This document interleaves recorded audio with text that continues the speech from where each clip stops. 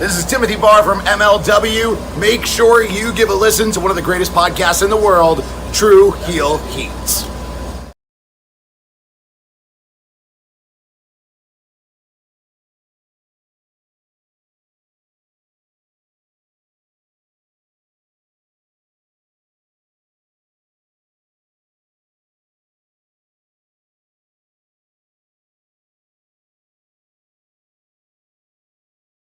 Oye, te habla tío Sabio Vega. This is Sabio Vega and you watching True Heel Hit a mi manera o pa' la calle.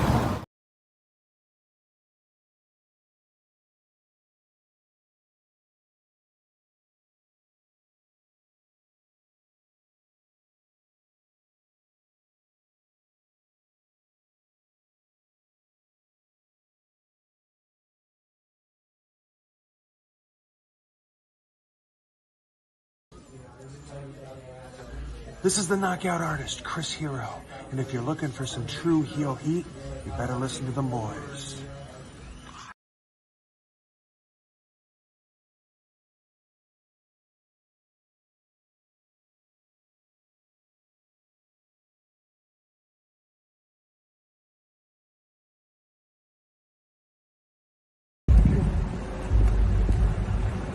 Yo, what up? You know what it is. It's your boy AJ Francis reporting to you live from New York City, the birthplace of hip-hop. And I'm telling you that I'm only tuned in with True Heel Heat Wrestling. Holla at me.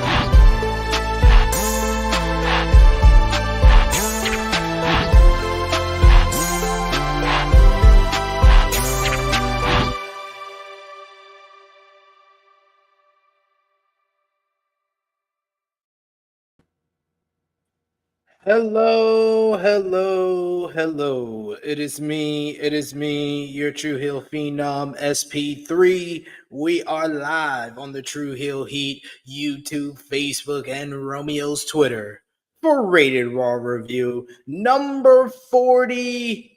It didn't have to be this way. It did not have to be this way, Jay, but you made it this way. So we are here to discuss and break down last night's October 21st, 2024 edition of Monday Night Raw as only we can.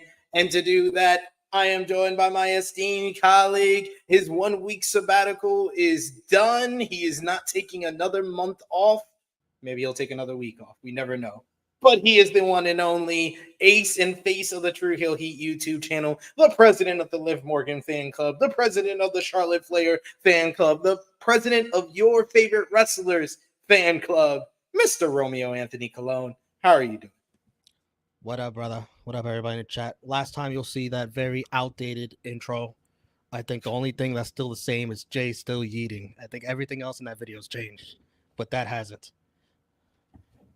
We're getting revamped. Romeo's been working hard behind the scenes, working on some new intro videos for us. He said he's got something new intro for the flagship podcast because it's the big 300 this Saturday, Romeo.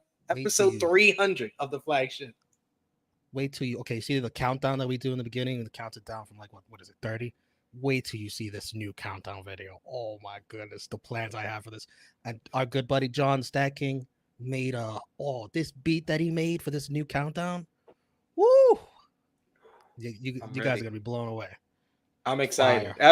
If you didn't watch AE Ramble, which I'm gonna give Romeo some credit. I think AE Ramble, the reason why it was one of our highest viewed AE Rambles of the year, over 1,000 views this past week. I'm gonna give Romeo credit because he gave us the new video, the new intro video for AE Ramble for episode 168, and then it translated into the views that we got there. But that intro that intro video was tremendous. Just Jon Moxley at the end popped me. I immediately had to message you like, "Oh my god, this is awesome." Well, I try to end it with whoever's the world champ. So, but yeah, like that intro needed to be updated seriously. I think it had CM Punk in the whole intro still. It's crazy. But finally, indeed. But yes, we're getting one. We're gonna do one for the New Japan. We're gonna do one for the Collision Discourse. We're gonna do one for that. Serving, we're gonna get one. Yeah, pretty much everything. And True Heel here, of course. I love it. But yes, you are joining us today. It's Tuesday, so y'all know what time it is. It's time for Rated Raw Review, our WWE Raw flagship review show that we're here every Tuesday with you. Sometimes with Chase, but mostly with me and Romeo. So we appreciate y'all if you're joining us live. Appreciate y'all if you're watching us on demand. Remember to show your appreciation back the simplest way possible. Let's drop the thumbs up on this video. Let's also share this video with all your wrestling fans, friends, and family on all your favorite social media platforms. If you are new to the True Heel Heat YouTube channel, hit that subscribe button, hit the bell to stay notified for all the great content here. We've been hovering around. We're like 170 subscribers away from 18,000 subscribers. We've been hovering around the same 17.8 for a while. So tell a friend to subscribe to the channel. Help us get to 18,000 as we still pushing 2 more months of the year for our 20K goal for 2024. But help us out by telling a friend to subscribe. But if you're with us live, we appreciate that. So sound off in the live chat. We love to interact with all of you guys, hear your thoughts on last night's Monday Night Raw. But of course, if you're feeling generous, you want to give back to what we do here, you want to show your support to what me and Romeo do on Rated Raw Review, you can send a super chat donation. Any dollar amount matters. It goes back to the contributors that you see on screen with us here. And we always appreciate that kind of support. We got G Loke in the chat with us. Hey, it was a slow month, September. So we're trying to raise it up here in October. But G Loke in the chat saying, what it do at True Heel Heat? Smash up that cause we got a lot to talk about. This show was kind of weird in my eyes. I think that I would say this show was better than the last 2 weeks. I'm not saying much because I did not like the last 2 weeks of the 2-hour Raw. I know it's a lot more digestible for Romeo because he usually watches it after it's live. But I still think that they have some kinks to work out on Monday Night Raw being 2 hours. I love 2 hours. It makes this review shorter. Anything that makes everything shorter, I'm all for. I understand. We're Work out the kinks. I understand what you're saying. You know, it's hard to. Their way of storytelling is, they're so used to 3 hours for so long, and now you got to be a little quicker if you want to get all your talent on the show. Got to get in the spots. Got to play the hits. Got to play the hits here. We got Eric Isaac in the chat, our reviewer extraordinaire, who says, hey, THH, it was the night of Bronsters. Breakker wins back the IC title while Reed continues his war with Rollins. And by the way, the Wyatt Six are back. Maybe Strowman will be the 6th member. Don't see that happening. But I was like, about time these dudes came to work, man. The Wyatt Six man was gone for like 2 months. Hey, man, you got to. It's Halloween season. You need the Wyatt Six here this week, next week. Come on. No, spooky season. Come on, we know the deal. Chuck Berry's in the chat today. Thank you so much, Chuck Berry's, for joining us. He says, "What's good, THH fam? Best wishes to Samantha Irvin, and welcome back, Lillian Garcia, and damn you, Solo." What did you think about the announcement last day before Monday Night Raw came on air? The shocking departure of Samantha Irvin, who announced that she was leaving WWE. I thought the message and everything. I thought that tonight, the last night's Raw was going to be her final night, but no, she said, "I'm deuces. This is me saying goodbye." Yeah, it sucks. She's the best in the game as far as ring announcing goes. Maybe one of the best ever, depending who you ask. But that sucks. It just came out of nowhere. She didn't get a good, a grand goodbye or anything like that, which she deserves. Maybe she didn't even want one. Some people are like that. They don't like the attention and all that, whatever that goes with that. At first it was said like she told them like hours before, like on the day of, but she's saying on Twitter she told them months before. So yeah. I initially thought, like most people, she's going to AEW to be with her husband, to work with her husband. Ricochet doesn't claim that. That's what I would say to avoid tampering. I'd say the same thing, but we'll see what Samantha does. She's so talented. She could be better than ring announcing. She could do other stuff, music and all that stuff. So good luck to her, whatever she does. And I'm sure with WWE, the door is always open to come back. Like Kathy Kelly came back. Who knows if Caleb Braxton will come back. I'm sure they'll probably on good terms. I think so, and that's why immediately when you sent the message or the post to us in the True Hill Heat chat, I was like, I did put N AEW, but the first thing I said, I was like, I can't wait to hear her on our radios, because I knew that she had musical talent, and since then, Wrestling Observer and PW Insider both reported that she left to pursue a music career, and as well of the schedule with WWE didn't allow her to spend as much time with both Ricochet as well as her daughter. So that is why she's taking the time away from WWE and resigned from her spot on the roster. So whenever it's like that, I never say, it's sad to see her go. I think I agree with you. She is the best in the game, but I don't think it's sad to see her go. I just think that she's on to bigger and better things. So I congratulate her for everything that she accomplished. In 3 years, she has put herself in the upper echelon of ring announcers of all time. Yeah, when you're in the prime of your life, I don't know how old she is. I'm about to check right now, but you got dreams. You got to pursue them. You only get one shot. And, she's 35 years old. That's pretty old, but still, this is her shot. Damn, a lot of people know her. She's built up her name, so that's gonna help her in whatever she does. Like she's already has a name, followers, so she should be good. This guy, 35 is not old. I'm old. I'm 36. Yeah, I'm 36. You guys always say how old I am, and then all of a sudden, oh, you're not that old. Are you 35, sir? Pretty close. Pretty close. And as far as the Lillian Garcia thing goes, it's kind of a no-brainer. Like, if you're Triple H, who would you think of? Who would you want to ask? The person that was always with you when you were out there. And she doesn't look like she's aged a day. She looks the same as she always has. It's a little rough last night. Well, a little rusty. Got to knock off the rust. Yeah, I was like, you gotta replace Samantha with her white adopted mom. A lot of people love Lillian, me included. I included her in my favorite ring announcers or best ring announcers of all time. I got shit from Jimmy Macaram, but we'll talk about that more on Thursday. Why he hates Lillian Garcia. He hates females. You heard it here first. We got Cortine in the chat who says, "Is Raw better than SmackDown and NXT right now? What do y'all think?" I politely, Cortine, I want to say hell fucking no. It's not. It was like 3 weeks ago when it was still 3 hours. It was the best. It was arguably the best weekly show in all of wrestling, not just WWE. Raw was firing on all cylinders from June to September. It was every week. I was given anything between a 7.5 to a 9 every week for like 3 months straight. But since it's gone back to 2 hours, SmackDown has moved into the top spot. I don't watch SmackDown and NXT enough on a regular basis to give a fair answer.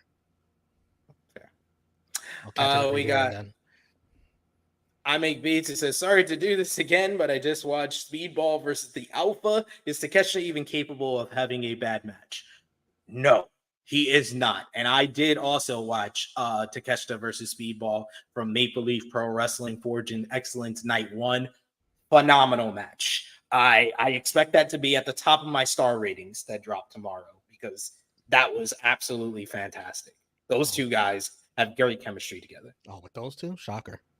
You know, it's only the top 5 best wrestlers in AEW with top 3 best wrestler in TNA. Like, you know, no brainer, right? We got a bunch of people. Vala B answering saying, no, he can't be stopped. We got I May Be saying 300 indeed. And we also got our first super chat donation from our good brother Chuck Berries. Thank you so much, Chuck Berries. You always looking out for us, and we appreciate that. He says, simply for the hard work and dedication between you and Romeo. Like, let me just say, you know, I often will give him a hard time about running from the grind when he is not here, and I often give him a hard time, but Romeo does so much for the channel that you guys don't even see. You see him on here, you see him on the watch-alongs, but all the thumbnails, the intro videos, he is the man that keeps the engine moving. He is the engine and the heart of True Heel Heat, and everything that we've done on this channel would not be possible without Romeo. I'm going to cry. That might be the nicest thing you ever said about me. I try. Folks, it ain't easy with all these thumbnails. You see all these videos we do. We pump out a week. We do. He's doing anywhere between like 10 to like 20 the beginning of the week, SP3 puts out he sends me a message with all the thumbnails for the week. It's like putting a stack of papers on my desk. The equivalent. It is like 2 channels, by the way. Sports and entertainment as well. Yes. We do try to put out as much content as possible over there, but it's so busy in wrestling. It's hard sometimes. Like I wanted to finally do the bear. I have the bear like sitting on our thumbnail tracker for like the last 2 months, but I still have to wait because this week you got Bound for Glory on Saturday. We got Halloween Havoc on Sunday, so I'll be busy with doing those over here, so I don't have time for the bear. There you go, folks. 2 more previews, 2 more thumbnails. There you go. Yes, Bound for Glory tomorrow, Halloween Havoc on Friday. Stay tuned. We also got another super chat donation saying from I Make Beats, one of our members of the channel. Thank you so much, I Make Beats. Always see you in the chat, and you're one of our big supporters as well. This man got a VPN just to support us, so I always will remember that. I Make Beats. He says here before 18K subs. Let's hit it this week. Let's hit it this week for 300, y'all. I'm calling it now. Calling our shot. Let's get 18,000 this week. And then we finally got Vala B, who gives us another super chat donation here. Thank you so much, Vala B. He says, got a video to turn in for 300. Is that a reminder for me? Because I was about to call Romeo low effort again for aura and cinema. There's definitely some aura on this Raw. I don't know so much about cinema. But hey, you got a video to send in. Why don't you email a link to trueheels@gmail.com? Yeah. To download. Yeah, if you like upload it to like a Google Drive, you just share it to there, and I'll let Romeo know, or if he doesn't see it, or if he sees it, and we'll make sure we play it. Yeah, anyone who wants to send a video for True Heel Heat 300, share your best wishes, congrats for 300, or any of your favorite episodes, moments from the flagship. We're looking for that for 300, and we appreciate that. Thank you, Vala B. Make sure we want to play that on Saturday. But yes, keep coming with those super chat donations. Keep coming with those comments. I'm Proud Driver Finisher also mentioning I was about to watch a Speedball Kanosuke match. Watch it right after this. Don't worry. Watch it right after this. But I gotta finish watching night 2. I just started night 2 before we went live here because I want to see Takeshita versus Walking Weapons, Josh Alexander. So Maple Leaf Pro Wrestling fuckers back-to-back nights. back to back. This man, yo, Takeshita. I was like thinking when I was watching the speedball match. I was like, where can I rank him? I'm gonna do my ranking. I usually send it to Jimmy of the top 10 best wrestlers in the world right now. I told Jimmy, I was like, it may change every day, but Takeshita is high up that list after this weekend with Maple Leaf. Okay. But yes, keep coming with those comments, keep coming with those super chat donations. Appreciate y'all in the chat. But let's talk about Monday Night Raw last night, taking place from Philadelphia, Pennsylvania. What did you think about the crowd last night in Philly? They were all right. They could have gave them. I guess they're saving all the good stuff for what? NXT, the 2300 arena. That's when they'll go harder. Yeah, I expect Heyman to make a return on SmackDown first, probably either this week or next week before the NXT in 2300, and then he can show up there. Yeah, he's got to show up, right? 100% gotta.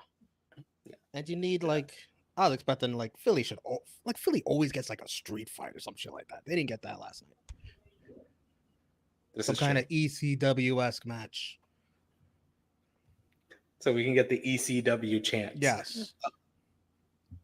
So we started off the show how we typically do with Joe Tessitore and Wade Barrett commentating as various wrestlers show up at the arena either earlier today or just now. Security was bringing out, they had the stupid, oh my God, I cringe. I either cringe or roll my eyes every time they do this Crown Jewel Championship BS with freaking acting like it's the Stanley Cup with security guards with fucking white gloves bringing it around the building. That is a very expensive championship belt. Do you not see the amount of jewels that are in that baby? That's a beautiful How many belt. murders? How many murders did they have to commit? Anywho, you know what I cringe at? What? You said this early when he first started doing the shows. It's become a weekly thing. Stop showing Joe Tessitore looking at his notes and reading from them. Told you. I told you. I was like, maybe it's just me that first week, but if y'all keep filming them, more people gonna notice that y'all keep putting this man on the spot when he's reading his notes. And listen, I know he's a busy man. I know he does a lot of sports, college football, and all that stuff. But some of this stuff that he's reading, come on, you can remember this, man. It's not that difficult to script. It's insane. It's insane to me. Why y'all putting him on camera on blast like that, man? My man's busy. He got a family. To feed. Let him feed his family. Damn. But yeah, we see Bronson Reed showing up at the building as he was scheduled to go face to face with Seth freaking Rollins later in the show. But bump all that because a brawl done broke off. And we get Seth attacking Bronson Reed. He even uses his own Bronson Reed's own suitcase and starts hitting him with it. Security and officials come in between them. Rollins storms to the ring. The camera follows him through as we do a one-shot take. And he gets into the ring. He runs down to the ring. This is the fastest I've seen Seth hit the ring. He gets on the mic and he calls out Bronson Reed to get his ass down to the ring. We see Adam Pearce showing up and he's telling Steph, trying to reason with him. But out of nowhere, we see a security guard launched out of the entranceway as Bronson Reed makes his way down to the ring. He's flinging security guards left and right. When Rollins wipes out security and Bronson Reed with a tope suicida, they wound up brawling through the security. Reed plants Rollins. They start fighting in the ring, and they're launching security. Rollins hits him with a big boot. They fight to ringside where Reed plants Rollins on the announce table. Security tried to stop Reed, but Reed done chucked a freaking security guard onto the rest of the security. He then goes for a tsunami off the barricade, but Rollins is able to move at the last second. That was a great table spot where you saw the size fucking explode out of it. As Rollins moves out the way, Finally, security is able to pull him away. But this was a great start to the show. A hot start. The crowd was into it. This was kind of the Philly feel. We didn't get a proper street fight, but we got this to kick off the show. And this kind of fit the bill with the energy that Philly usually brings up. So I thought this was a lot of fun to kick things off. It wouldn't be the end of it, but just the start between Rollins and Reed. What did you think about this opening brawl to start things off? True. Yeah, everything you said. And it broke up the normal walking into the arena shots that they show you. It's like, whoa, what was that? Like, what? That doesn't usually happen. But yeah, like our good brother Josh said, it's like Seth has taken the spot of Braun Strowman as far as like just these brawls with Bronson Reed, and it works. The crowd loves it, and Seth owes him. That's for sure. Yeah, it seems like this is a part of Reed's character now. He's gonna brawl with whoever he's feuding with at the time. Yep, we'll see if people are still into it after Seth beats his ass. This man's still on this. This man don't want to make I one. know how it is, Don't want to let my guy eat, yo. Let him eat, yo. I'm not the booker. It's not my fault. I'm just telling you what's gonna happen. This man working directly with Paul Levesque. And he gonna be like, oh, I'm not on me. I'm not the booker. You're working with him. We booked the card to piss you off that specifically. Like, how can we annoy SP3, Paul? Power Driver Finisher says, bro, I legit thought Bronson was gonna jump with the security on him. Would have looked way better, but even though there was the same old fake ass brawls, the shoving motherfuckers around was what I wanted. Yeah, that's right. I did think when the security guard jumped on his back that he was gonna do the tsunami with the security guard on his back. That would have been cool. Yeah, it would have been. But good stuff to kick things off. Yes, I agree. See, Chase gets it. Romeo does have Paul Levesque on speed dial. I know. He'd be like, Paul, what should I say to the True Hill Heat chat to piss off Josh? Let me see. What should I say? He only trusts me booking WWE Speed for now. I have to earn my way up. That's fair. He's giving you 3 minutes a week. 3 minutes a week to do your booking. So you're the reason why Candice LeRae is the first ever Speed Woman 100%. Champion?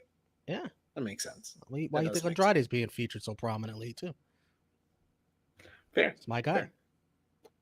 Jackie Redmond is backstage with Damage Control, Io Sky, and Kairi Sane.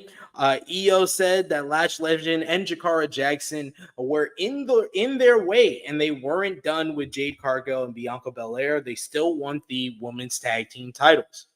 The women's world champion, Liv Morgan and Raquel Rodriguez, show up. And why was Liv Morgan wearing Mercedes Moné level boots or platform shoes to make her seem so over the top taller than Io and Kairi, knowing that you were going to face them later in the night and unveil that this was fake? This was fake because you're wearing platform shoes.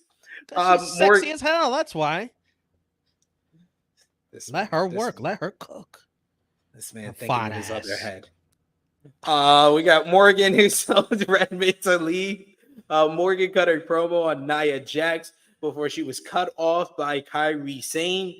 Morgan told her that she and Rodriguez have won the tag team titles twice, and they can win those anytime they wanted. They argued until Sane challenged them to a fight tonight. Rodriguez got in their faces, and Morgan confidently accepted their challenge. But I was like, you ruined the Raquel punchline because Liv Morgan can tower over them as well. She towers taller. It's natural tallness instead of yeah, she is. What did you think about the setup for our match later on in the night?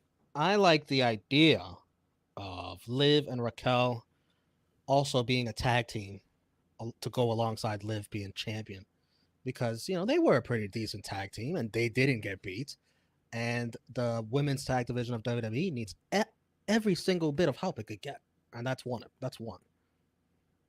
Yeah, I agree with you there. We got Vala B says, I thought she was Raquel Rodriguez again. I don't know who started that rumor, but I know there was, I think it was either Wrestle Talk or somebody was like, oh, she got called Raquel Gonzalez when she came back at Bad Blood, but they have not called her Raquel Gonzalez since then. They've been calling her Raquel Rodriguez. I just call her Raquel. No, either way. That works too. Big mommy cool. They did a video package for the IC title match, which is tonight's main event. That was basically like a spin-off of the one that we had last week. Then Joe Tessitore announced that Samantha Irvin had departed the company and they wished her well. He also announced the return of Lillian Garcia, who made the first announcement for the first matchup, where she said the following contest is a World Tag Team Title #1 Containers tournament match, first round matchup.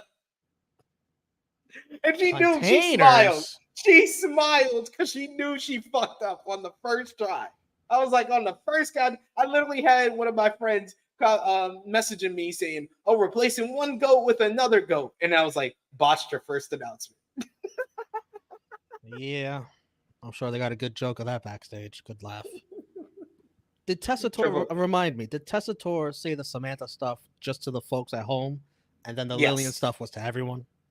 Well, I know he did an announcement before Raw went off the air where he was like, welcome back. Right? Yeah, welcome back, Lillian Garcia. So maybe he said that, the Samantha Irvin part to them. That's what I'm mixing it up with because I saw the clip online. Yeah. Him telling the audience, welcome back, Lillian.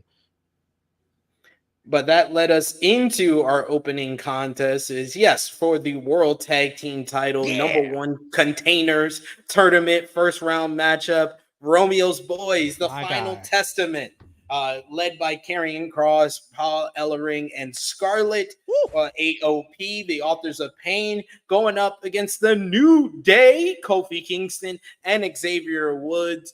Not much was shown before we went to our first commercial break, although we did see that The Miz had come down to ringside to watch the festivities. He showed up when we came back from a commercial break.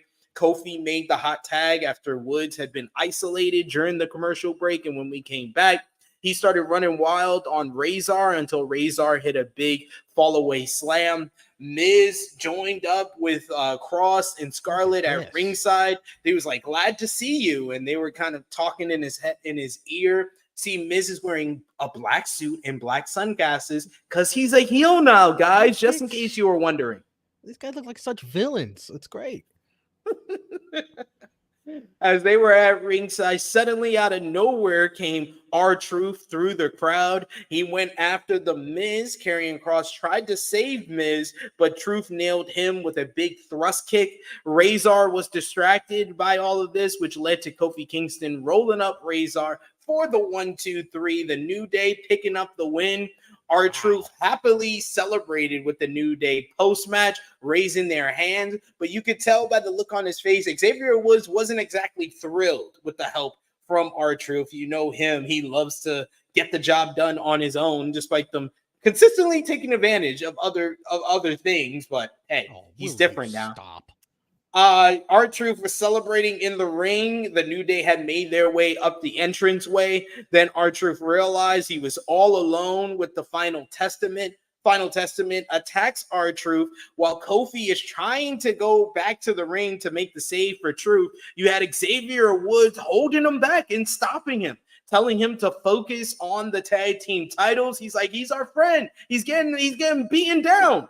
Finally, as Karrion Kross was basically taunting Woods and Kingston as they were trying to get back to the ring, the lights cut down, and I was like, finally, these guys came to work, because that meant one thing and one thing only: the Wyatt Six were back. They surrounded the Final Testament. Nikki Cross started things off by jumping off of the top rope onto Scarlett. The rest of the Wyatt Six started brawling with Karrion Kross and AOP, while Miz basically went on all fours and basically he was like a dog trying to hide from the rain and shit. He was just covered his head. He was like trying not to get beaten up. The Final Testament attacked AOP, brawling through the crowd with the rest of the Final Testament.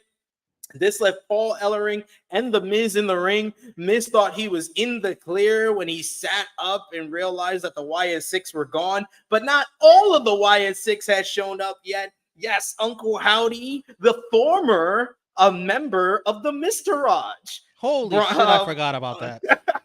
Uncle Howdy, There Bo you are. Dallas, appeared from behind, and he went up to the Miz. He was going to hit him with the mandible claw, but Paul Ellering sacrificed himself for the Miz, pushing him out the way. So Uncle Howdy put the mandible claw on Ellering to a huge pop from the fans. Uncle Howdy did his pose in the ring as Miz was up out of there, laying out Paul Ellering and making a statement to the Final Testament.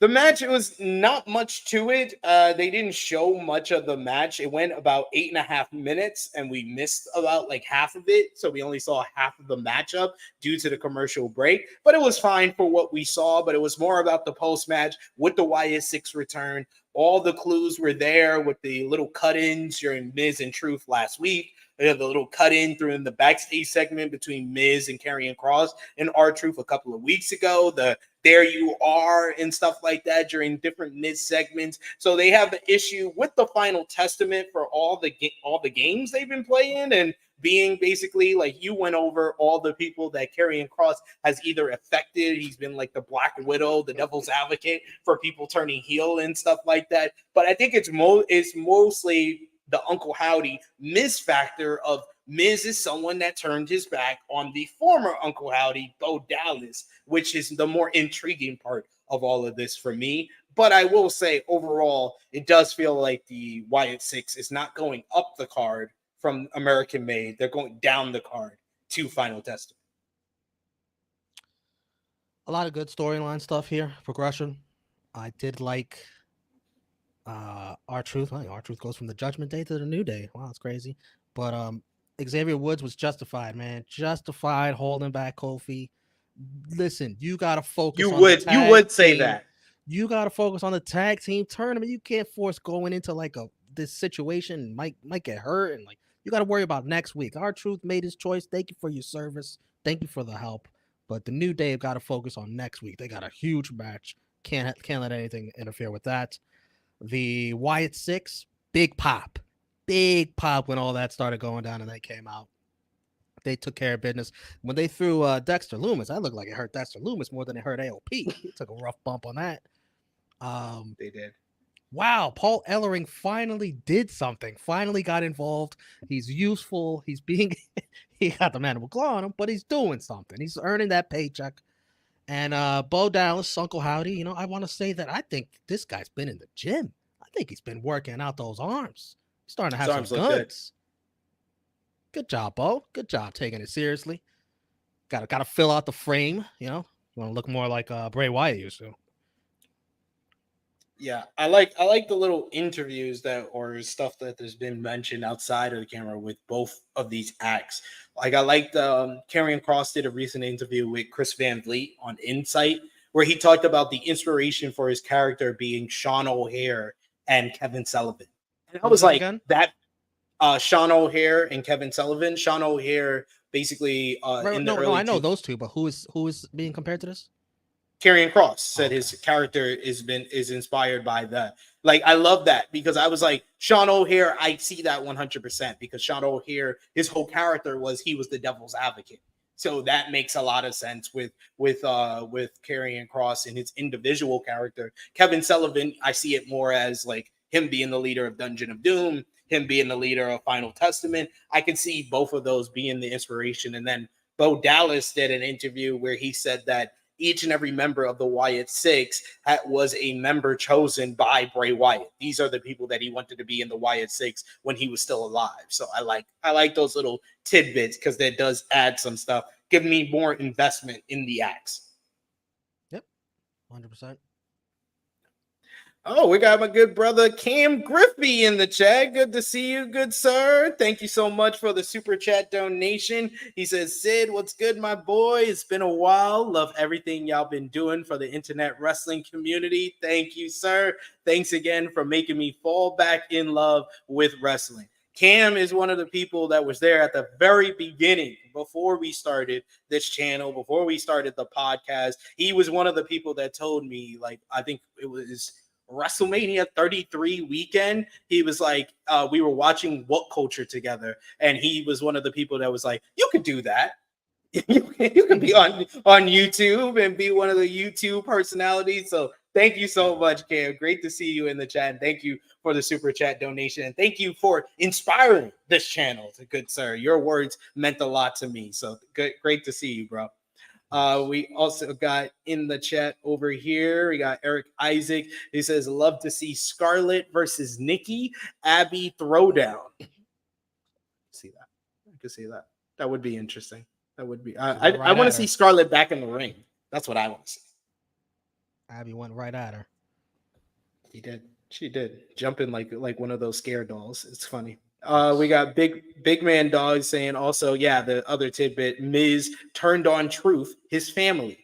I wouldn't say they're family. Yes, they are. Come on. They're bros. They used to be. Maybe it's because I thought that Awesome Truth was objectively the worst act in WWE. The worst act? No, come on. Yes. You just didn't like seeing him wrestle. No, I hated their entrance. Miz trying to be black and trying to rap. Yeah, that was awful. Miz was being off key on purpose. There's no way that he was doing that unintentionally. That bad, that terrible. To be that terrible, you have to try. No, he's just that bad. He knew what he was doing. Remember, this guy's a Hollywood actor. This guy knows what he's doing. Hollywood? You mean straight to DVD? Hollywood? A-lister. Household name. Chase says, Final Testament and Wyatt 6 feuding together. Thank you, Triple H. Let me skip this easy every week. Chase is not a fan of the Boogly Oogly Wyatt 6 or the Final Testament. They're not even doing anything oogly boogly. They've been very realistic. The most oogly boogly thing they do is put a VHS tape together. Nobody uses VHS tapes anymore. Good question, Chase. He said, Romeo, your favorite Miz movie? Never seen them. You can't even watch the A-listers movies? What kind of fan are you? There's plenty I haven't watched. You think I'm going to watch Miz movies before all the movies I haven't watched? Come on. Yep. MC Mistake. That's a great one. Will you stop? That was great. Great stuff. Backstage, Jackie Redmond tried to interview Raw General Manager Adam Pearce. She asked how he planned on getting things under control tonight when Bronson Reed confronted him before he could answer. Redmond just bluntly said, never mind, and left. Before he could get in a conversation with Pierce, out of nowhere came Seth freaking Rollins attacking Reed. The brawl breaks out. Security and officials come in between the two men and separate them once again. And this would also not be the last time we saw this on the show. I was working up a sweat. Earned that paycheck. I think it was Sean Rossap said it on Twitter. It was very much, it gave you Peter Griffin versus the Chicken vibes. Never seen it. Man, don't even watch Family Guy. Really? Really? You want to watch a cartoon? Only cartoon I watch is South Park. Okay, that's fair. That's fair. Yeah, you're good in my book. You're good in my book. Thank you. You need to watch Boondocks. That'll help you get cultured. So you don't fall in line with Triple H and don't see color. Oh, come on. Kathy We get a recap of Jey Uso's appearance on SmackDown. Kathy Kelly then interviews Jey about tonight's matchup and his appearance on SmackDown. They stood in front of the Philadelphia Flyers logo, and he wore a Flyers t-shirt, strongly hinting he will lose. Yes. Jey said that it was ironic they were in the city of brotherly love because he has no love for his brothers right now. He said what he said on Friday, it is what it is, but tonight was round 2 with Bron Breakker, and he promised the fans would hear him announce and still Intercontinental Champion. I know he's not CM Punk, but does he want me to tell him when he's telling lies? First of all, Jey Uso had everything that was coming to him, because why in the world? Someone explain this to me. Why did he even show up on SmackDown to confront the Bloodline? Because he wanted to get involved in Bloodline business. Like, you came in. You reap what you sow. You reap what you sow, Jey. Like, you don't want to be involved. You on a good stay. Like, you didn't want to talk to Jimmy, but yet you want to talk to Solo? You had the world going for you on Monday Night Raw, and now it's all taken away from you. And now, guess what? Guess what universe you've been sucked into? Bloodline universe. Yeet. We got here come the migraines. You better get all the Advil and Tylenol that you need, Jey. We also get a Raquel Rodriguez video promo. She said that Rhea Ripley would never win the Women's World Championship back as long as she's around. She didn't forget what Ripley did to her, injuring Liv Morgan and then injuring her and costing them the tag team titles. Ripley only rose to the top because Rodriguez was gone. The smart thing for Ripley to do was walk away, but she knew that wasn't happening. Rodriguez planned on ending it. I just wanted to let Raquel know she was around when Rhea won the Women's World Championship, and she was around for a very long portion of her title reign. I remember this only because Nia Jax returned and attacked her and Rhea when she was feuding with Rhea over the Women's World Championship. That being said, Raquel was making a lot of sense elsewhere. Like, Rhea's a piece of trash. Are we just going to forget what Rhea did to Liv and Raquel back in the day when Rhea was running around with the Judgment Day and Raquel and Liv were just trying to mind their own business? Rhea was the piece of trash, but now, roles are reversed. Raquel and Liv are the bad guys. They seem pretty justified to me, Raquel and Liv. Pretty justified. I mean, to each his own. To each his own. I appreciate the reminder. I always appreciate the reminder. But we did get our next matchup, which was Raquel Rodriguez in action, teaming up with the Women's World Champion Liv Morgan as they went up against Damage Control's Kairi Sane and Io Sky. Metaphors, Jakara Jackson, and Lash Legend were in the front row to watch this matchup. Lillian Garcia made her second mistake of the night as she announced that Morgan and Rodriguez were being accompanied to the ring by Dominic Mysterio, but he was not there. And then Wade Barrett acknowledged this. I was like, if she's gonna mess up, just leave it alone. You don't have to say anything. I don't know. I was thinking of it too, and then Wade was like, I think Wade was just trying to cover for her. Maybe, I don't know. Yeah, it's like, well, he's not there. Well, maybe something is up.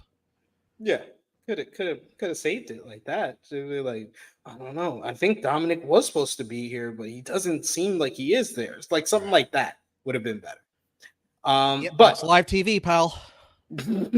Sky and Sane tried using their speed to counteract Rodriguez's power advantage, but Raquel clubbered them both with a big clothesline. She started overpowering Kairi, tossing her around.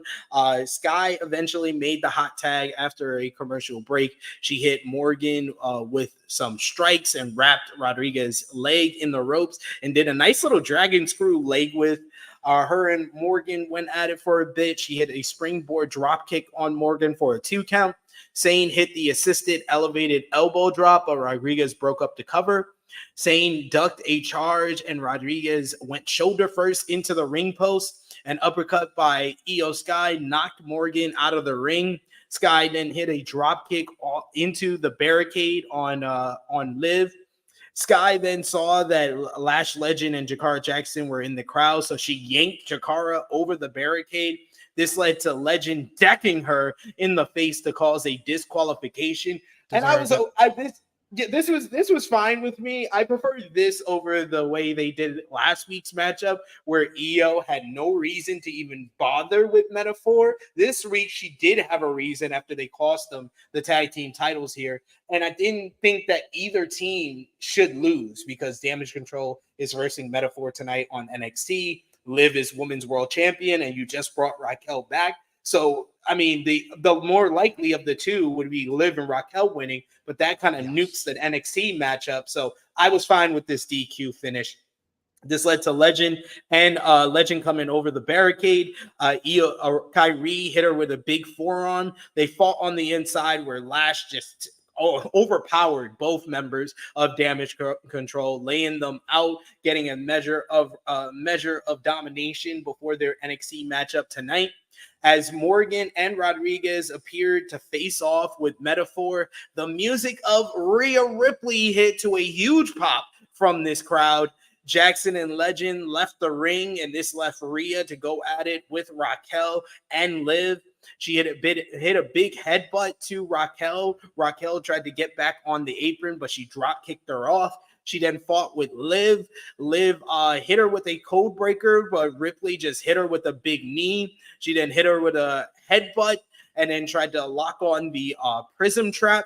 Rodriguez tried to help, but Ripley just drop kicked her again. She set up Liv for the Riptide, but then Dominic came out and helped her escape.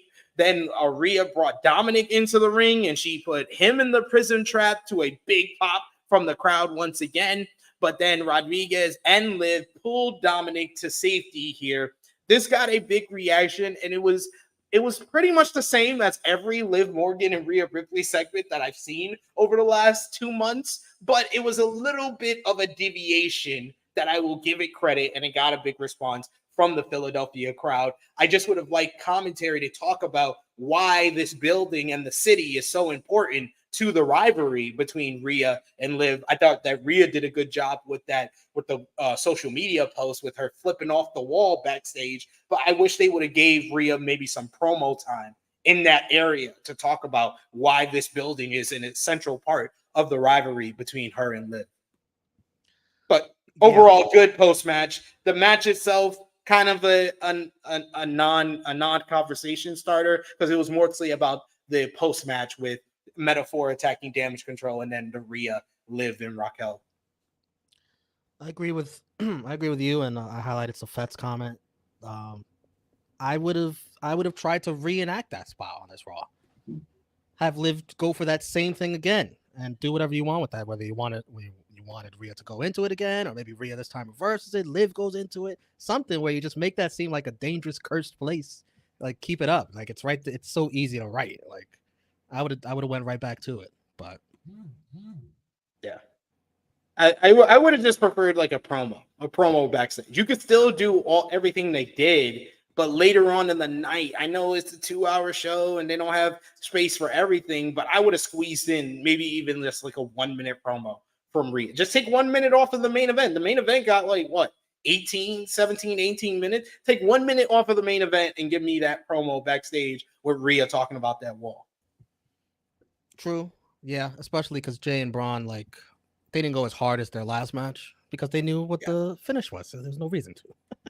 Yeah, exactly. But yeah, like Seth says, by the way, Philly is the same place where Liv did the sneak attack on Rhea back the day after WrestleMania 49-2. We also got in the chat here, Vala B says, I know you were doing the Terrence from Florida line. I don't even know what this about. Talking to someone in the chat. Oh, okay. We got I Make B says, is Rhea the most over person on Raw, or Punk, or Yeet? It's between her and Jey Uso for me. It's Jey Uso number 1, probably Rhea number 2. Yeah. I think Punk is the biggest babyface on the show, as far as like, because biggest babyface is not always about what the live fans give you. It's how you're booked combined with that. And I would say Punk is positioned as the number 1 babyface because he still gets a big reaction every time out, but he does have the better booking out of the 3 of them. Seth gets big reactions too, so I put Seth with Punk, probably a tie. I would say Seth is behind Punk. I would put Seth behind Punk.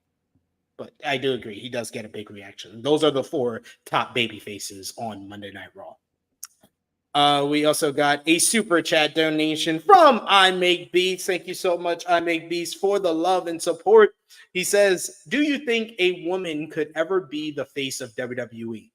Yeah, they already did that. Becky Lynch was the face of WWE back in 2019 into 2020. Yes. Thanks to Charlotte Flair and everything that she did getting Becky the man over.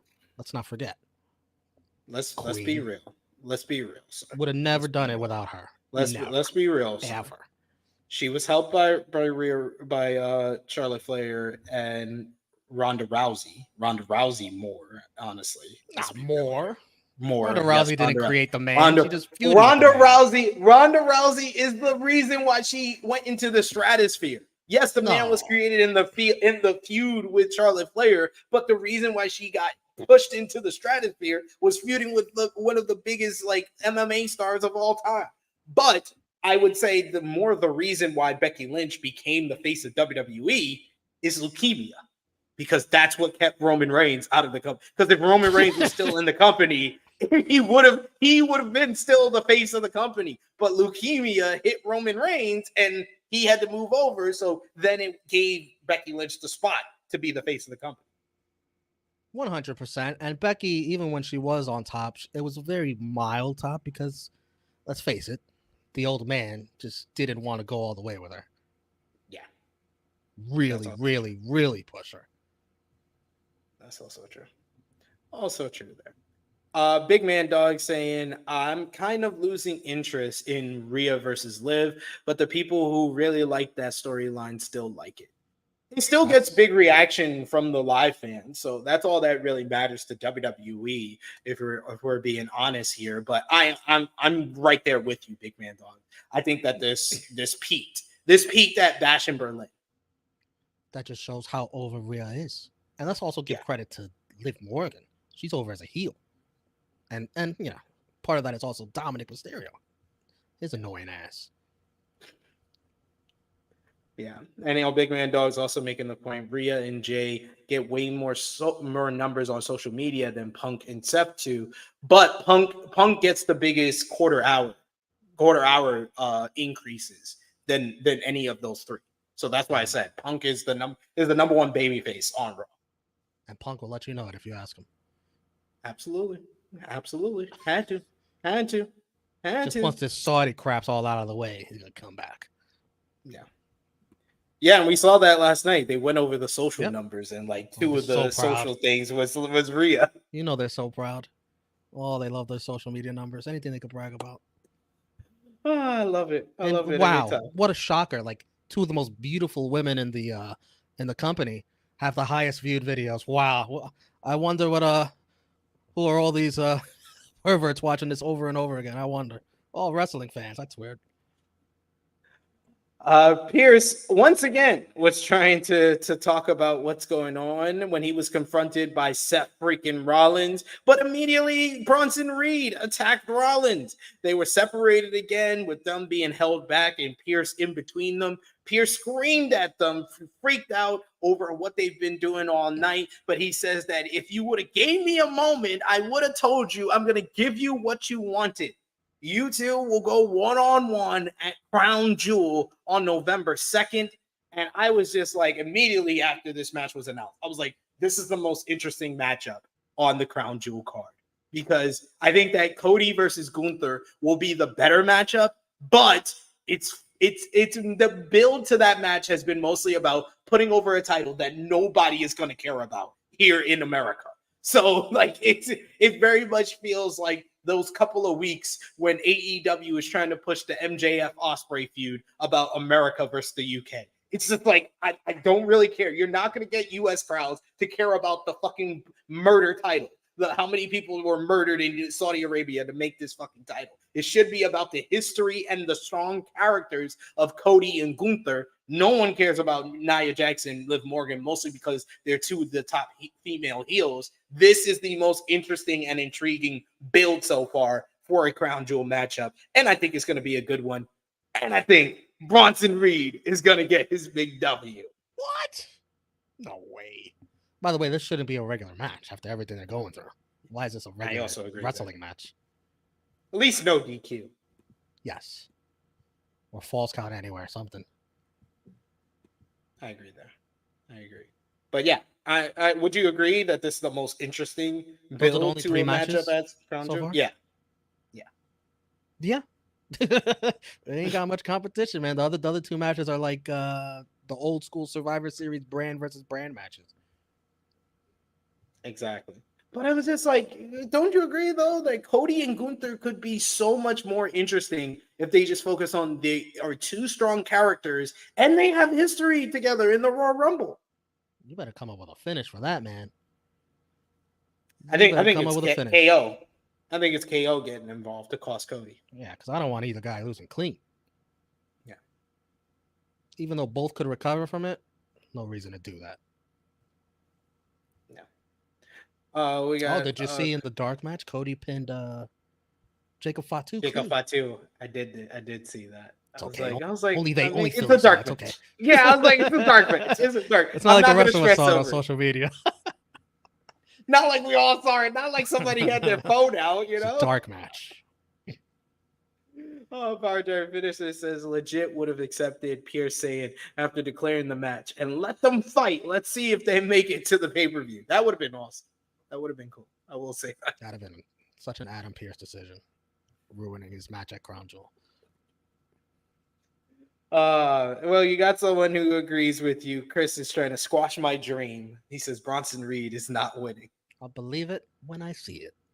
Right now, I don't. I'm going to be so vindicated. I'm going to be on here, Rated Raw review on November 5th. I'm going to be like, Bronson Reed victorious at Crown Jewel. We'll see. We then get a War Raiders vignette, them talking about being ready to reclaim the World Tag Team titles and talking about their shields and armor and their return last week on Monday Night Raw. Decent enough. I like it. I like this new War Raiders. Yeah. I like that they're basically the War Machine, just without the name. Right. And let's face it, they're one of the best tag teams in the company. They get rolling. Yeah.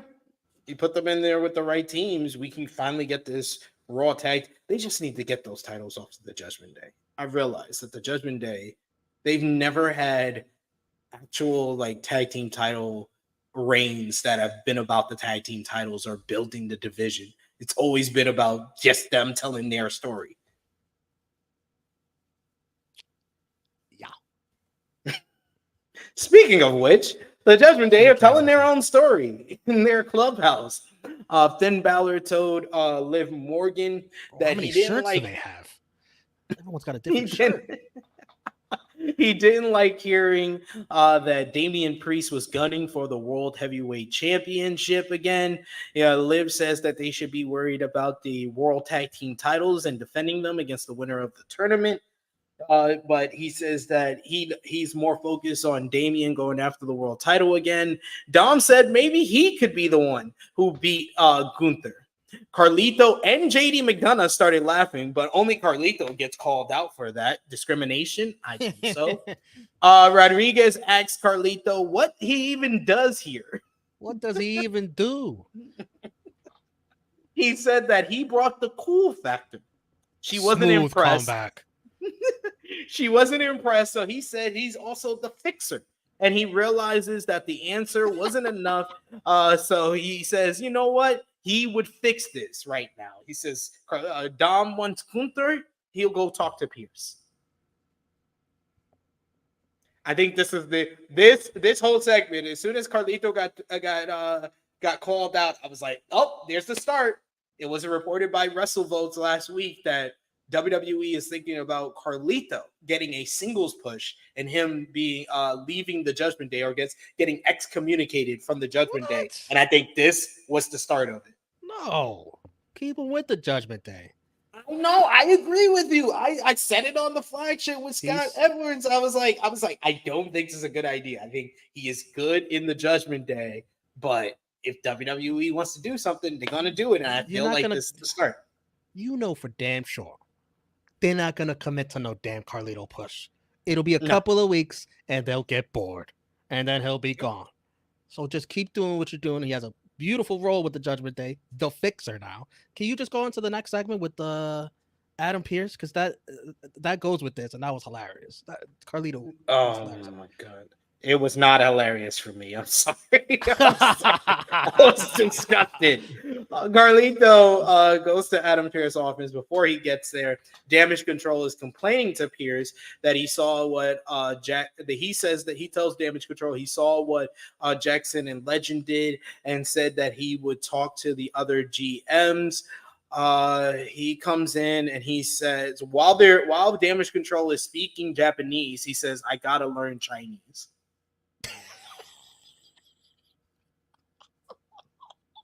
Triple H doesn't see color and he doesn't see nationalities, apparently, and he doesn't hear languages. Carlito, you guys out there getting way too offended over this, man. Carlito's stupid. He's stupid.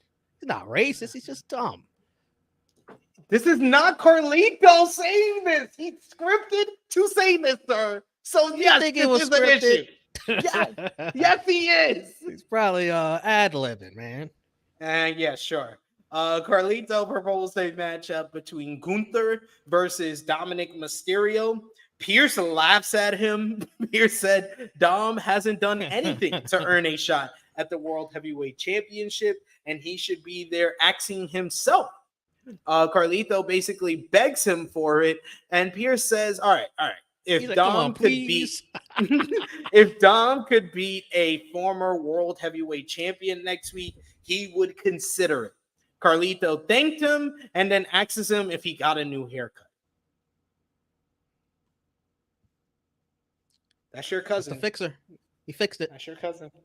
He fixed it. He got Dom a match against a former world champion. Who can this be? Damian Priest. Oh, man. R.I.P. Dom. There goes your title shot. Yeah? Because Damian did say something later on. I said, yep. I was like, that's Japanese. The casual racism. Casual racism. That's a good term. Yes. Casual racism. It's okay, because guess what? Carlito probably gets being confused for a Mexican all the time. All the time. And that makes it okay to be racist to somebody else? Like, what? What are you talking about? Jesus. I didn't like it. I didn't like it. I was like, I don't like it. I don't like it. I don't like it. Bar Driver Sinister says, and I'm not gonna lie, in my opinion, if I agree, we should be more aware, but let's be real, not many of us would really know the difference between Japanese and Chinese, but I don't know about this, how this sits, honestly. Yeah, exactly. King Potato, racism makes racism okay. Laugh my ass off. What the fuck? That's what you literally just said. And of course, WWE is gonna throw fucking Carlito, throw him under the bus and say it was off script. Fuck that! I don't believe that shit. I believe it. In the social media clip, they edit that part's not included in the social media clip. Oh, I bet they did.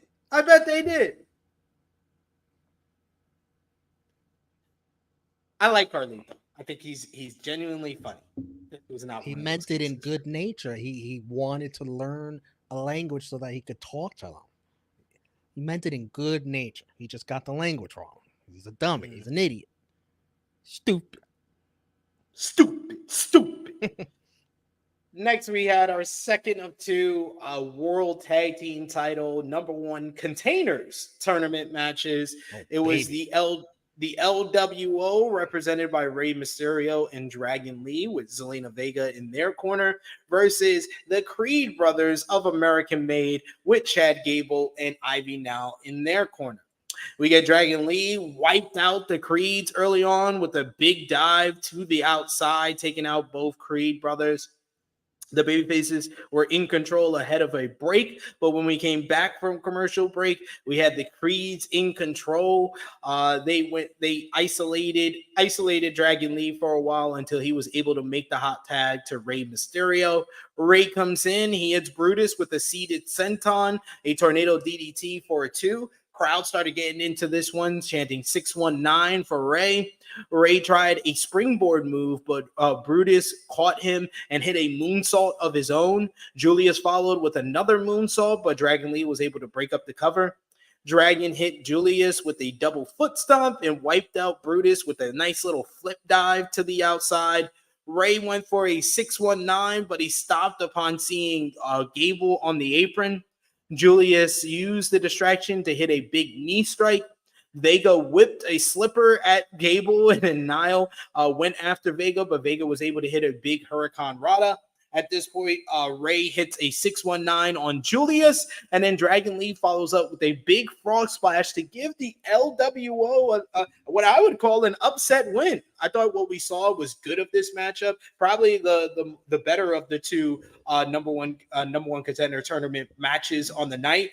Or the LWO got a good response from the crowd, and they really got into things. And once again, though, I was just like, why do y'all even fucking call this tournament? Because then it's announced that this is just leading. These were qualifying matches for a triple threat match next week, as it will be the LWO versus the New Day versus the War Raiders to determine the new number one contenders. This is the second straight tournament that is not a tournament and are just qualifying matches for a multi-person matchup to determine the number one contenders.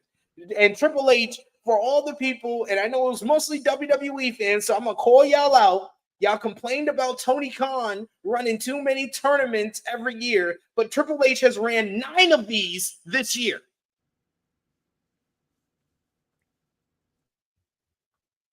So y'all got to keep the same energy. That's all I ask for. I ain't gonna complain about it. I like a tournament. I'm a tournament mark. I'm a tournament merchant. Like, he's a 5-match merchant. But y'all better keep that same energy. If y'all was complaining about Tony Khan running too many tournaments, complain about Triple H running too many tournaments. Because 9 a year is basically 1 a month. Didn't Tony run 3 at once? Or close around the same time, I believe. 3? And Triple H is running 2 at the same time. 3's bigger than 2. Oh no! Don't start that. No! Don't do that. Don't do that, Skip. Don't do that, Skip. See? Exhibit A on not keeping the same energy. Exhibit A, what? My co-host here. All right, whatever. But it is a tournament, right? Like a tournament. Huh? This is whatever. This match next week, it's gonna be fire. It's gonna be fire. This was a good match here. It's a nice clash of styles right here. Wish it was longer. Clash of styles. Yeah. I like the people that they have in the tournament, and I like the fact that it's realistic that anybody could win. Who's winning? I would say I have to go with the person that has they just faced them. So I'm going to say LWO because I still feel like it might be too soon. Because if it's the War Raiders, then the War Raiders should win the titles. I am going with the New Day, pinning the LWO specifically, so the War Raiders don't get hurt. I would have said the New Day, but they literally just got the last shot at Judgment Day. So that's why I went against that. We're getting closer to that 10-year anniversary. Whenever that is, the New Day. That's why I said I think they'll wait for the New Day to get another shot when it's closer. I think it's around Survivor Series time. So Survivor Series. I know it's getting close, but they still got some time. And knowing Triple H, he's just gonna book the tag team title match for the following week in 2 weeks' time. I'm gonna go with the New Day. That's fair.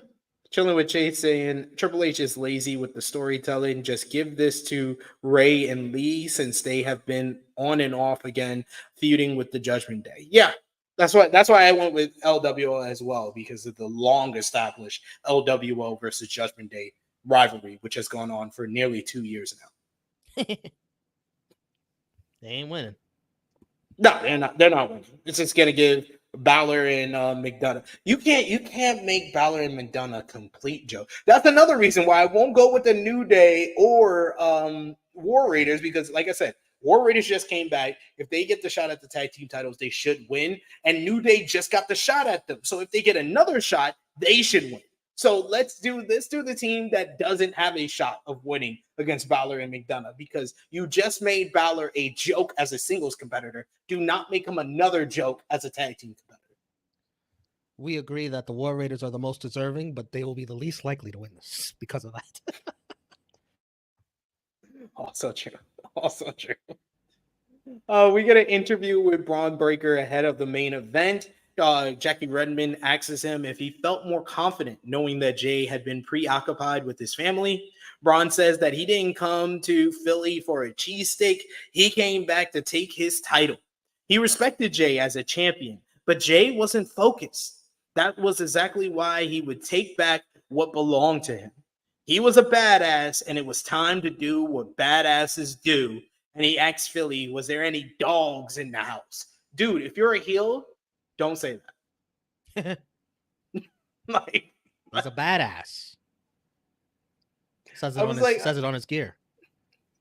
I was like, yo, they keep over explaining the Bron Breakker fake babyface turn, because it was not the plan. Like, I'm convinced by them over explaining it, because the video package earlier was once again them over explaining why Bron turned slightly babyface and then turned back heel the following week.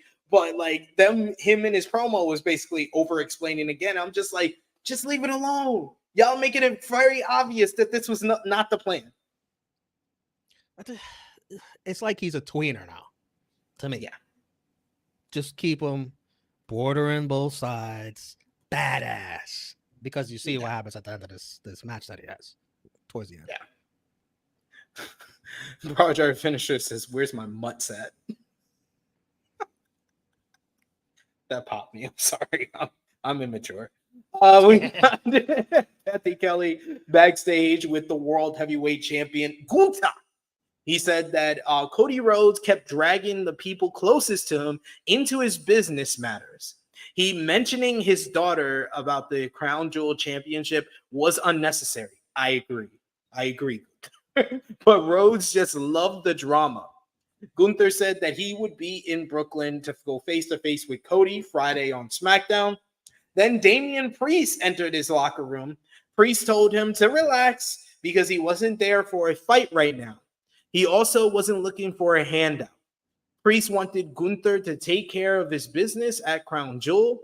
Priest would be waiting for him when he returned, and Gunther chuckled before leaving. This is what makes me think that we're getting Priest and Dom next week, because Priest said he's going to earn the shot, so he's probably going to get one more win before he makes his official challenge for the title. Yep. And Priest was pretty badass in this segment here. He's just naturally cool. He has that like Kevin Nash factor. Kevin Nash walks in the room, he's the coolest guy in the room, and that's Damian Priest. Yeah. There was a time where he tried too hard to do that, specifically in NXT, but he's overcome that. Now it's just natural. Yeah. He has that confidence to him. Yep. And I stand corrected. Yes, we could have got that 1 minute Rhea Ripley promo, because the main event went 19 minutes, 35 seconds. That's way too long for what we got in that. Yes. I'm just saying. But speaking of which, the main event was for the Intercontinental Championship. Jey Uso defending against Bron Breakker. We got Lillian Garcia doing the formal ring intro. Her and Jey having a little moment, fist bumping each other. The match started off with a little feeling out. Jey was in control before we went to commercial break after a dive to the outside. Braun drove him into the ring post when we came back from commercial break, and he hit a backstabber on the apron. The announcers didn't even mention it, though. Braun hit a backbreaker and then did push-ups after going for a cover, only getting a 1 count. Braun followed up with a standing moonsault that looked beautiful for another 2 count. Jey fought back with right hands and an enziguri, but Braun hit a walk-up, a Frankensteiner that looked beautiful for a 2 count. After a second break, Jey shoved Braun off of the ropes, and he hits a big spear, regaining control and looking like he was on the verge of a victory, only getting a 2 count after that. Then out of nowhere, suddenly you saw Jey looking into the crowd as he saw someone approaching the ringside area. And it was none other than Solo Sikoa along with Jacob Fatu. Solo had the Yeet shirt as he got massive boos from this Philly crowd. Sikoa then showed that he had hard copy tickets to show that he paid to be there. I got a ticket. He was hilarious. The old I was like, I got a ticket. I was like, Solo is so unserious, and I love it for his character. He was super unserious last night. Jey confronted Solo, who said that they were only there to help him. Braun tried to use the distraction, but Jey tossed him into a ring post. Jey was near the other barricade opposite of Solo and Jacob, and all of a sudden Tonga Loa showed up in the front row and tried to help Jey, but Jey decides to super kick him right in the chin. You get Tama Tonga, who is sitting next to Tonga Loa in the front row. He hops on the fucking barricade like he's Green Goblin and tries to leap off of it. But Jey hits him with a super kick. The referee, I would think the referee would have saw all this happen, but he had no reaction to any of this. Solo hopped the barricade and told Jey that he just needs to join them and that they're trying to help him. Braun tried to spear Jey, but Jey was pushed out of the way by Solo, who gets speared instead. Fatu hopped the barricade after Braun puts Jey back into the ring, and we get a big face-to-face, a huge pop for Bron Breakker and Jacob Fatu going face-to-face. The crowd was very much into this. Jey comes out. Look at the aura just coming off both these men. You could see it in the picture. Aura. Jey Uso then wipes out both of them with a tope suicida to the floor. At this point, the crowd is way into this. This is awesome chance at this point. Jey tries for the Uso splash, but Braun gets his knees up. Braun went for a spear, but Jey hits him with consecutive super kicks, a big spear, and then the Uso splash, but Braun kicks out at 2. Tonga Loa and Tama Tonga try to leap on the apron and get involved, but Adam Pearce and officials pulled them away. With the referee distracted with all of that, with the WWE Tag Team Champions, Jey goes around the ring and tries for a running spear on Braun on the ringside area, but Jacob Fatu catches him out of nowhere with a big super kick. He then picks up Jey, hits a Samoan drop on the announce table. Fatu grabs Sikoa and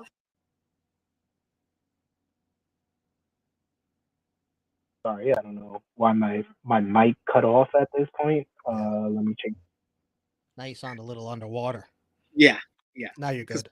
My certain point, but Braun then shoves Jey back into the ring. He does the super spear running off hopes, hits him with the big spear. Then 1, 2, 3. Bron Breakker is your new 2-time Intercontinental Champion, beating Jey Uso, ending his reign after only 3 weeks. Bron Breakker regained the Intercontinental Championship, while Solo Sikoa and Jacob Fatu, I love you, Solo, watches from the entrance at his brother losing here. Bron Breakker, once again, the Intercontinental Champion. Very good main event matchup. Not as great. I thought their first matchup was excellent. This one was just a very good matchup, and it was more propped up by the storytelling with the Bloodline officially costing Jey Uso here, and now Jey has a solid reason to get back involved in the Bloodline drama. His brother cost him the Intercontinental Championship, the whole, like a symbol of the whole reason why he left the Bloodline in the first place. It's once again the Bloodline that cost him gold here. And now he has his reasoning to get back involved despite his issues and history with Jimmy Uso and Roman Reigns. The enemy of my new enemies is once again my family for Jey Uso. I thought everybody played their roles well here. I thought Solo Sikoa, I like the fact that they have fully embraced that Solo Sikoa is unserious. Not just him being funny, but he's unserious as a main event level heel. Now he's basically a slightly intimidating looking, but still a chicken shit heel who relies on his muscle in Jacob Fatu, who's the real future top heel here in this whole act. And he relies on him to take care of his business while he just basically just beaten up and runs away from certain stuff. And he's hiding behind Jacob at times and hiding behind the rest of the bloodline. But I like the fact that he has fully embraced the unserious part of himself. Jacob Fatu is just, he's going to be a top star. He's going to be a future WWE champion. The stare down with Bron and Jacob was great. That's a future top matchup at like a WrestleMania in like 10 years. So everybody played their roles well here. I really enjoyed this main event matchup and everything that went down during the closing stretch. What did you think? I agree with you on a lot of that. Yeah, the previous match was much better. But I understand this match not being booked to be better than that one because of what the finish was going to be. And the finish was exactly what it needed to be, considering what the storyline was calling for and asking for. Everybody in the bloodline did their roles to perfection, as you said. And I wonder if Jey joining Roman and Jimmy happens as soon as this Friday in Brooklyn. They get a big moment like that, big pop from a hot crowd, just finally uniting as one.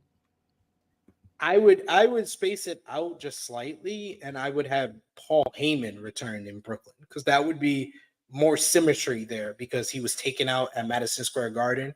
Have him return in Brooklyn, and then the following week you can do it even on Raw where Roman and Jimmy come to Raw to be like, "Yo, they fucked with you. They came over to your side. You should join up with us." And it's Paul Heyman that gives Roman the extra push to be like, you need to smooth things out with Jey because we need him. True. It shouldn't be that simple. Like there should still be obstacles in Jey's psyche to just make that seem so easy. And you got a lot of television to fill between now and Survivor Series. So yeah, you should space it out. I want to see their schedule, what cities they're going to be in, because that should be a big moment. And another big moment should be when they're trying to get that fourth man. Yeah. I think it should be like they try to recruit Jey, and Jey's like, I'll only do this if we get the whole band back together. We need the honorary use. Yeah. Oh, man. We got Chilling with Chase. He says, how WWE have 2 front row tickets available still? Thought they selling out. Those were Samantha Irvin's comps. Chase says, what a fan experience for Solo. He got not only front row, but able to interfere in a match. He's balling. He's balling out here. He got the total ringside experience. I love how like all 4 members of this new bloodline have figured it out as far as their characters, what they need to be. Because also with like GOD, like Tongalo was so unserious, man. Every time, and then Tama Tonga's this rabid beast. I don't know what he is, but it fits. There's something to attach to if you're, if you're a viewer, if you're watching. You want to boo these guys. Yeah, I really like the new bloodline and how they figured out their characters. I agree with you there. But a lot of good stuff from this episode of Raw. So let us know what you thought in the comments if you're watching us on demand and if you're with us live. Final call for Super Chat donations. Appreciate everyone who's sent a Super Chat donation already. Yeah. But final call for that. Send the last one. If you want to show some love to what we did here today, remember to drop the thumbs up on the video. And in the live chat, let us know your match of the night, your MVP, your LVP. Thumbs up, thumbs down, thumbs in the middle, and out of 10, what did you give the show? For me and Romeo for the October 21st, 2024 edition of Monday Night Raw in 3, 2, 1. First Raw of the 2-hour era that I gave a thumbs up to. For me, out of 10, I'm going to give it a 7 out of 10. What about you, Romeo? 6.5. Still a thumbs up though. You stay High giving 6.5. thumbs up. You stay giving thumbs up for 6.5. That's barely passing. That's thumbs Rounding up. This guy's Round up, man. ridiculous. Did you attend math? No, I attended Catholic school. 70 is passing, not 65. Round it up, teacher. I give match of the night, obviously, to the main event, Bron Breakker versus Jey Uso. I'm gonna give it to the LWO and the Creeds. That's fair. That was probably the only two really like legitimate good matches on the show. So that's fair. Your MVP for the show, Romeo? Where my dog's at? Bron Breakker. Two-time. I'm going to go with the Bloodline. I thought they added. I wanted them, and I predicted that they would show up. I literally predicted this like a month ago when Jey won the title. I was like, yeah, he'll probably lose it when the Bloodline when he gets back involved in the Bloodline storyline. So I was glad I was correct, and I think they all played their roles very well on this show. So I'm going to give the Bloodline MVP. Who was your LVP for the show, Romeo? No yeet. Jey Uso. And this stems back from him going to SmackDown and getting involved. What did you think was going to happen after you did that? You had everything that came to you on Monday night. You lost your baby because you effed up. You know what? It is his award anyway. Give it to Adam Pearce too as well. He could share it with you, Oos. He could share it with you because every week this guy's got headaches. He needs a drink after last night. A drink after everything he's been through with Carlito and Seth and Bronson. It's too much going on for Adam Pearce. And of course, he never has anything under control. And and because he was so distracted, the Bloodline, oh, I got a ticket. Yeah. And look what they did. Look what they did to the IC champ. Ridiculous. The Adam Pearce Award. Yeah, it should be the Adam Pearce LVP award. And any other week, it would be Adam Pearce. Any other week, it would be Jey Uso. I'm going to give it to Carlito. Oh. Because he's getting kicked out the Judgment Day. And allegedly. He doesn't know the difference between Japanese and Chinese. They sound alike. We do have a super sticker from I Make Bees. Thank you so much, I Make Bees, showing us love throughout this episode today. Appreciate you, good sir. Appreciate Chuck Berries. Shout outs to Cam, who was in the chat joining us today. Vala B, thank you so much, everybody who sent a super chat donation, and all of you who joined us in the chat today. You guys were active today, and we appreciate that for joining us live. And join us here every Tuesday, 1:05 p.m. Eastern Time, with Rated Raw Review, slowly but surely becoming the best Raw review in the land. Romeo, let everybody know where they can follow you, sir. Romeo Damas on all social media. Let's go Yankees. And let's go Knicks. We are so back, SP3. Starts tonight. Do y'all win tonight? I would expect it would take some time before the Knicks are a well-oiled machine with their new acquisitions. So I'll say they lose tonight, but it should be a hell of a game. I did a preview for the NBA season, not on True Hill Heat Sports and Entertainment. I think with me, I'll join up with Chris or Romeo or somebody for like a proper season preview after the first week or so. But I did do one on FMC, and I have the Knicks and Boston Celtics in the Eastern Conference Finals. So it should be. I am the real unbiased of us two.